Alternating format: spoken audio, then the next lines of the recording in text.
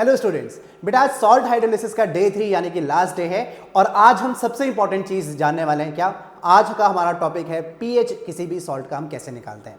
तो आइए बात करते हैं। देखिए मैं आपको इसमें बताता हूं कि देखो पीएच का एक कॉमन फॉर्मूला हमेशा याद रखो। क्या 7 plus minus half of pKa plus pKb plus log C।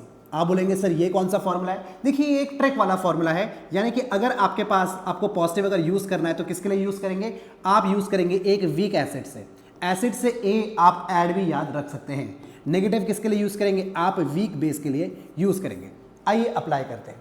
देखिए आपके पास स्ट्रॉन्ग एसिड और स्ट्रॉन्ग बेस में कोई भी हाइड्रोलिसिस नहीं होता है, तो आप इसको डायरेक्टली याद रख सकते हैं कि इसमें पीएच 7 के बराबर होता है, that is it is equals to 7, और ये इसका नेचर कैसा होता है? न्यूट्रल होता है।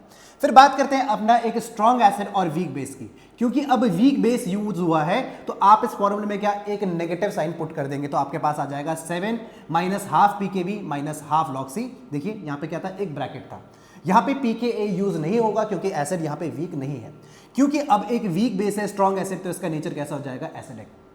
अब बात करते हैं कि अगर मैं एक वीक एसिड को यूज कर दूं तो ऑब्वियस सी बात है, अगर वीक एसिड यूज करूंगा तो यहाँ पे एक पॉजिटिव साइन होगा, तो ये हो जाएगा 7 plus half of pKa plus half of log C, और इसका नेचर कैसा हो जाएगा? बेसिक।